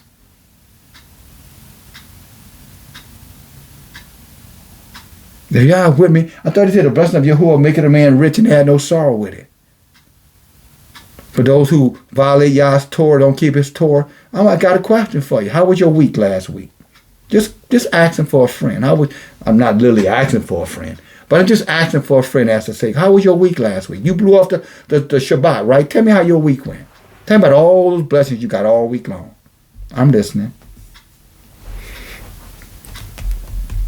The clock's ticking. Let's listen. Tell us about it.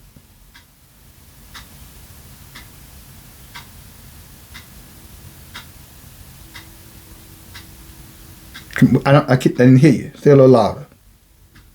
All your blessings.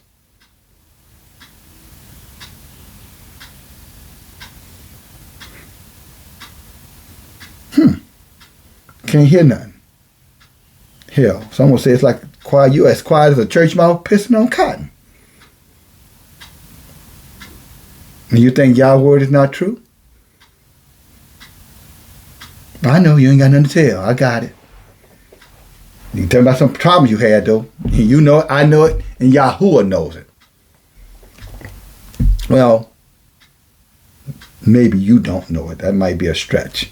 Because if you're a reprobate, you're not going to connect those dots. You're not even going to see it. Or you'll rationalize it your own way, a way that seems right to me. We've been there, right? Where's the fruit, though? If you were blessed, and Jeremiah said, your fruit should line up with your truth. Where's your fruit? I had a blessed week last week, for the record. I had a phenomenal week last week, for the record.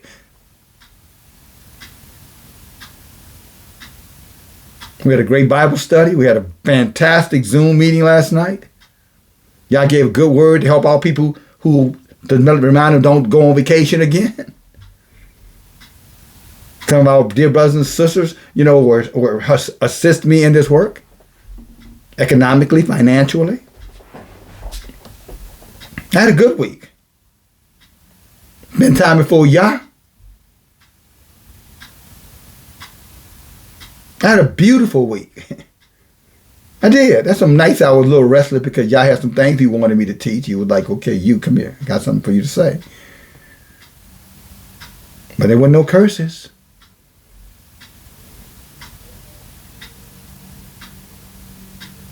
You hear the owl? Wisdom, owl, wisdom. You're getting some wisdom now. Hope you're hearing. Hope your heart is contrite.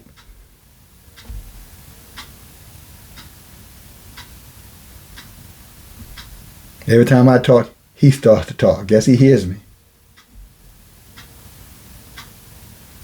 Did y'all hear him? Hallelujah. It's Yah bearing witness. This word is true. This word is for you, Yasharel. And if you are truly a righteous heathen, you too. Let's go on here a little bit further. Back to Samuel.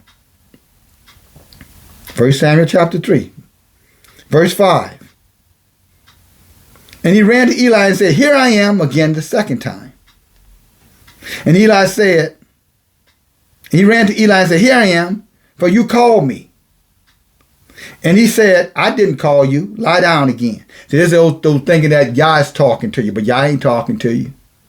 In this case, he was talking to Samuel. But I'm just saying, remember, that the book is not only, it's literal, but it's also metaphoric. In other words, it's a living word. It's a metaphoric. Metaphoric, it's a teaching word.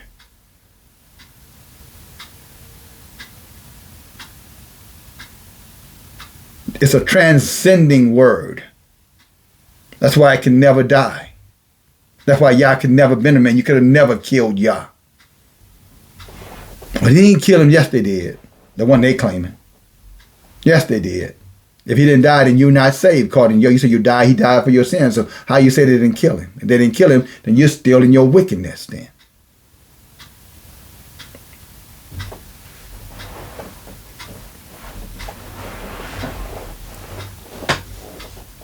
Verse 4. And Yahuwah called Samuel, and he said, here I am. Verse 5. And he ran to Eli and said, here I am, for you called me. And he said, I didn't call you, son. Lay down.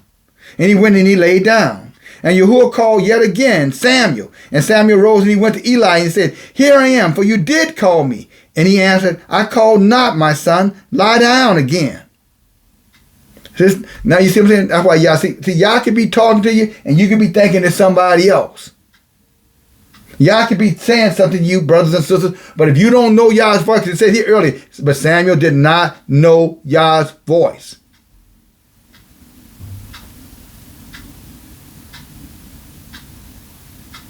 Right? Come on.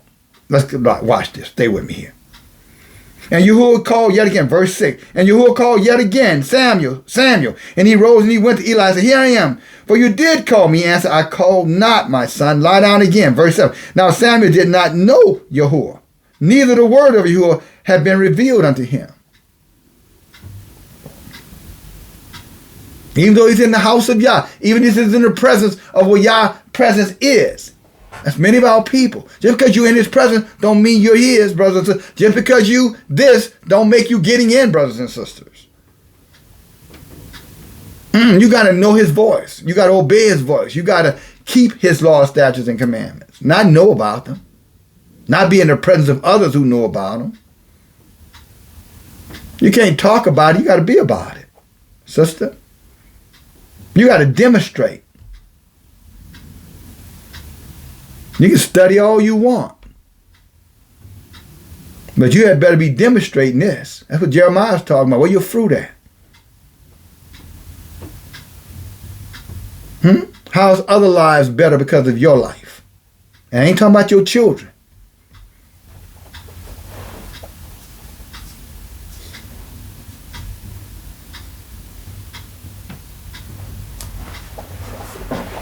And I can assure you, the children following you, their life ain't better either. They just love you too much to tell you in some instances.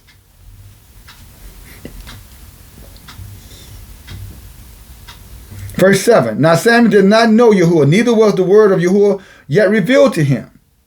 And Yahuwah, verse 8, and Yahuwah called Samuel again the third time.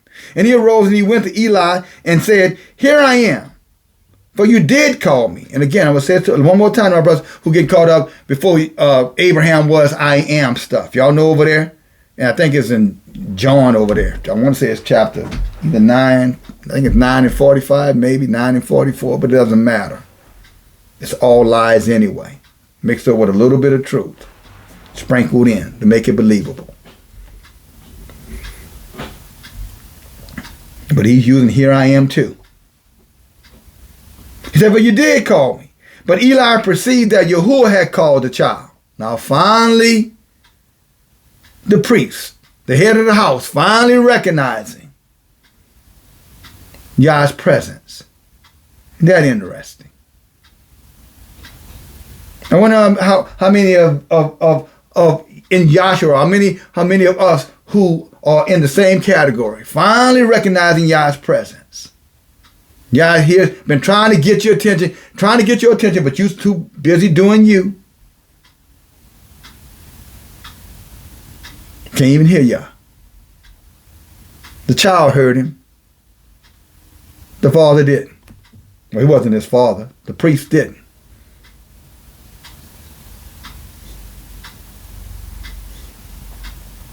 He finally perceived. He didn't even understand. He just perceived. Remember when Saul perceived that Samuel came from the grave? It wasn't. So this doesn't make Eli anything more than what he already was. He just perceived it, going off his instincts. He probably in some, when you get, that's what happens when people are going into the occult, brothers and sisters. When they indulging in idolatry, they're conjuring up spirits, and they perceive that these spirits that are talking to them is Yahuwah, and it's not. These are aberrations, pretending to be who they want the aberration to be. They're conjuring up for themselves what they want to believe is Yahuwah. Be real careful around those people, brothers and sisters. Yah's not with them. Or they can do things. They can create some magic. Oh yeah. They got a lot of clever words too. A lot of conviction. The hot dog with no mustard. They look at me, look at me, look at me, look. And when you look over there, all you see is a mini-me. Trying to replace the Elohim that wanted them. Now they become something else. They got a little God, a little Messiah, a little Savior. Oh, brother, it can't be talking about me because I don't believe in none but you. Yeah, and yourself. Now you the little mini-me. You the Messiah. You have become the Redeemer, the Justifier, the Judger, right? Same difference without a distinction. I say you're just it's a difference without a distinction. You rejected Yahusha and made yourself Yahusha.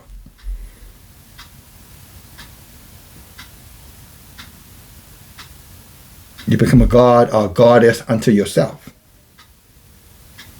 But say that's what y'all did. But we don't see your name written in here nowhere in this book. Tell me when to stop.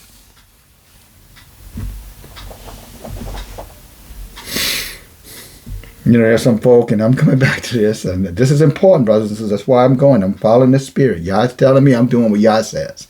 There are people over here saying that wisdom is a female.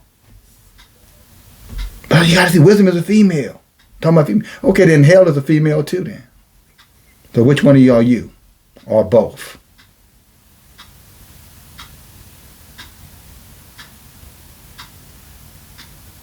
Because wisdom is a female, so is hell a female then. I'm going to say it again. If wisdom is a female, then so is hell a female.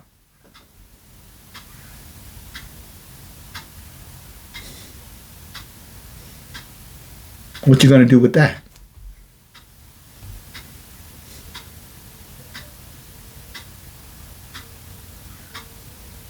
If you're not careful, I know what you're going to do with it. You're going to be right there down there with the rest of them saying, I can't believe you the one. He looking at you say, I don't know why you were with me the whole damn time when I was doing all this dirt. When you were in all that rebellion, arrogance, high-mindedness. You know, with your wine picking winners and losers. I love this one, but I don't love him. I love her, but I don't love her. I'm following them, but I ain't following him. I'm going to write my own name in the book. You're writing with invisible ink. Keep on writing.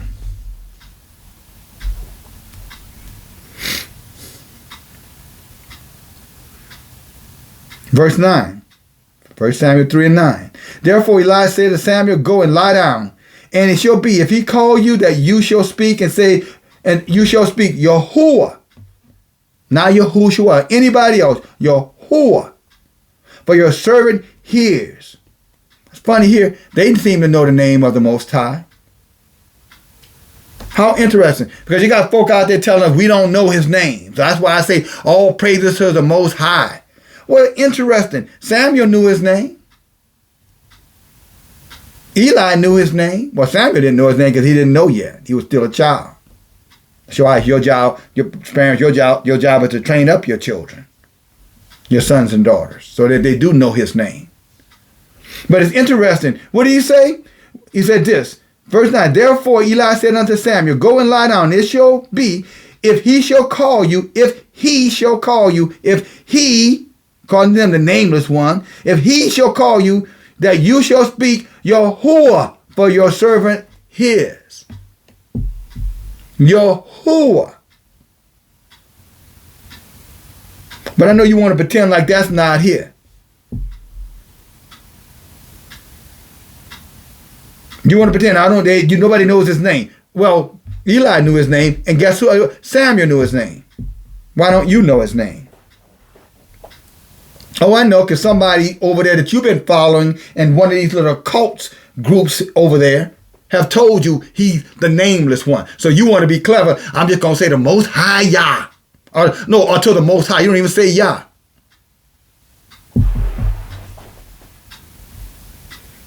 It's an insult to him to claim that his children wouldn't know his name. That would make us all bastards.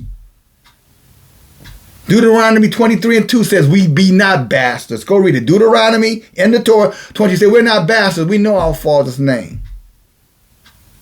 Maybe you don't know your father's name. Maybe that says something about your mama. I don't know. But I know my father's name.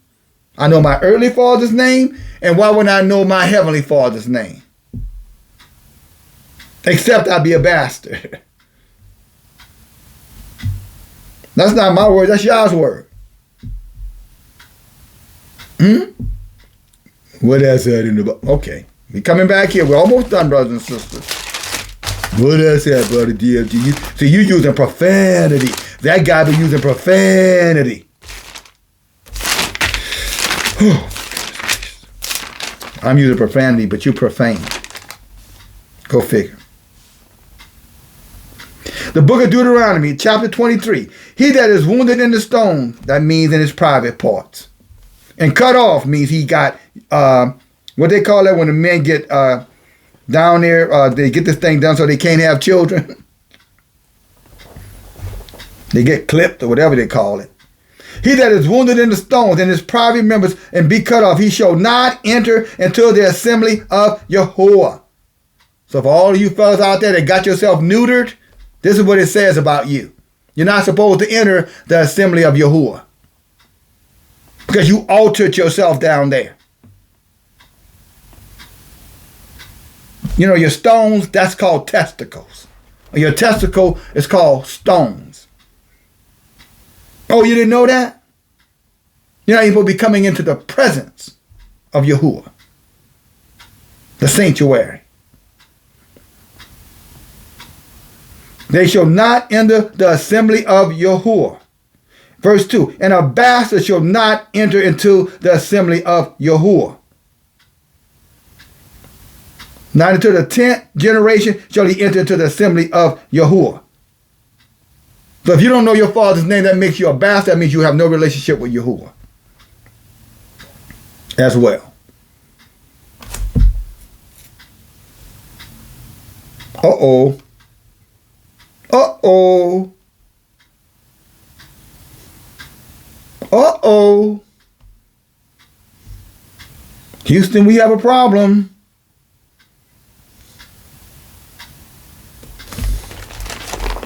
That famous quote from Apollo 8.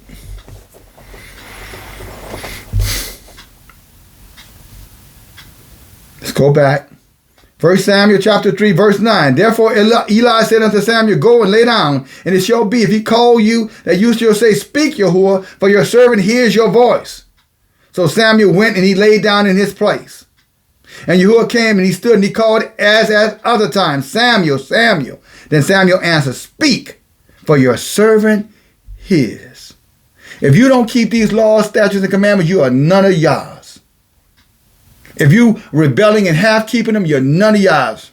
If you don't acknowledge him as your father by the name that he gave us, Yahuwah, then you be a bastard if you don't know the name. Or if you got the nameless one, let me say that correctly. If you're of those who are the nameless one, you're a bastard then. That's not my word. That's what the book says. But our people knew our father's name. It was Yahuwah. At least in the language we speak, and it's Yahuwah. Now, if I'm in another language, it might be another language. But it damn sure wasn't no Jesus, because there wasn't no J's up until about 400 years ago. So cut it out. And who gives a damn about the Greeks? The Greeks were nothing but a bunch of pagan heathens, Catholicists, Romans, New Testament, Christians. That's who you standing with? Then stand over there with them. Oh, well, it's the Greek. Then stand over there with your Greek. Maybe they'll let you go into become a gladiator, so when y'all not fighting, y'all could be molesting each other. You know, the homosexual component to it. You know, that's why you don't want no man, and that's why you don't want no woman. Yeah, you. That's where that spirit came from. Verse 10, and Yahuwah came, and he stood, and he called as other times, Samuel, Samuel. And Samuel answered and spake, for your servant hears you. And Yahuwah said to Samuel, behold, I will do a thing in Yasharel. And this is what he's telling us now, something about to come, brothers and sisters. I will do a thing in Yasharel, both which the ears of everyone that hears it shall tingle. Those who have ears to hear. That's it. You know what Isaiah 64 and 6 talked about, those who have ears to hear, eyes to see. 55 talks about those who have eyes, but they can't see, ears that they can hear. But something is coming, and it's not good, brothers and sisters. It's coming. Whether you're ready for it or not, whether you believe it or not, does not matter. It's coming. I'm talking about destruction unknown to mankind. I'm talking about extinction. Extinction of man is coming. Whether you're hiding in your bunkers or under the ground or wherever you are, you're not going to escape it. Only those who are going to escape it is the 110 elect of Yahuwah, who keeps his law, statutes, and commandments, and listen to his voice. Not their voice, his voice. They don't make any plans without Yahuwah. And if Yahuwah say drop everything and go that way, they dropping everything and they going that way. Or they're going to be destroyed. Right along with the rest of them for their rebellion. If that's you, then I'm telling you. Settle it in your heart what you going to do. Yeah or you're not. You're obedient or you're not. You have ears to hear or you don't. Yahuwah said unto Samuel, behold, I will do a thing in Yasharel, and at which both the ears of everyone that hears it, it will tingle. He said, that's how, he said, it's going to make you anxiety. And that day I will perform against Eli and all the things which I have spoken concerning his house. When I began, I will make it. And what I began, I'm going to make it an end. For I told him I will judge his house forever for the wickedness which he knows. He knew about it because his sons made themselves vile. And he didn't do anything to stop it. I'm going to stop it right there. So we are saying the same thing that many of us.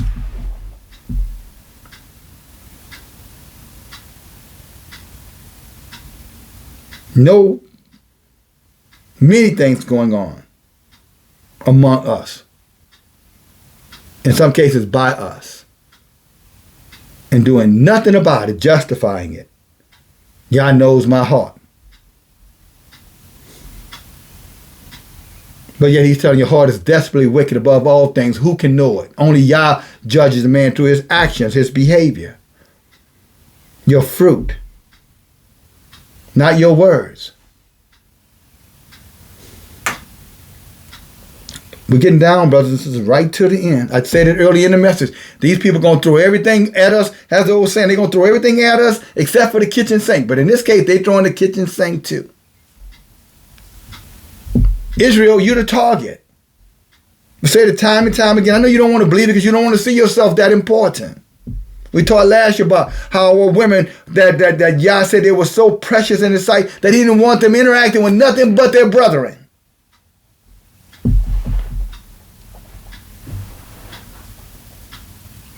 What did our women say? Oh no, it don't matter. All I care about is, I'm the table where he can set it.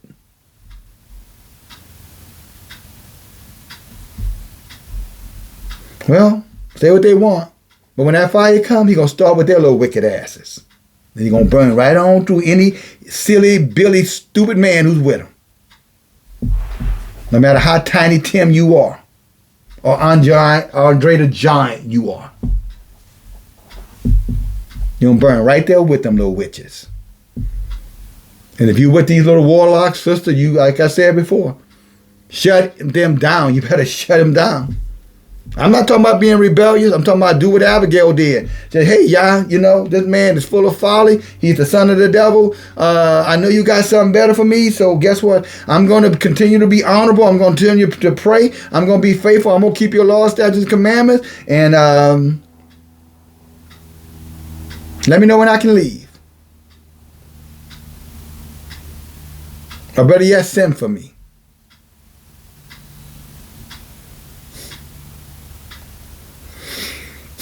When y'all speak, hear his voice. Don't tolerate wickedness, brothers and sisters.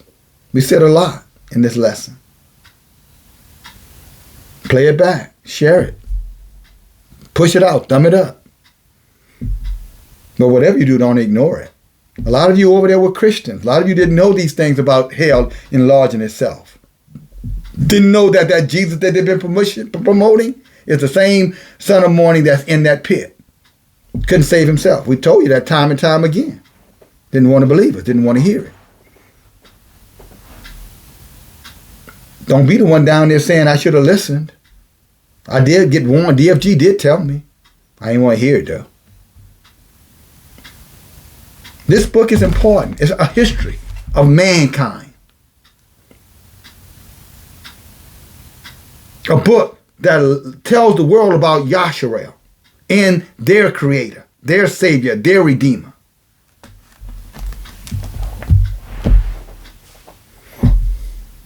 Read it, study it, respect it, and then live it out while you still have breath in your body. The time going to come, they're going to wish they had the word in the book. What did Amos say? They're going to be a famine of the word. As he said in the beginning here, as he said, in the days, how he says it, and the child Samuel, look at verse 1, minister to Yahuwah, and before Eli, and the word was what? Precious in those days. But there was no vision. Well, our people perish for what? A lack of knowledge, lack of a vision, right? He's warning us. Wake up, Yasharel. Clock's ticking. Thank you to you, my partner, supporting me, supporting this work. May Yah bless you 100-fold. Until we meet again, Yahuwah, Shalom.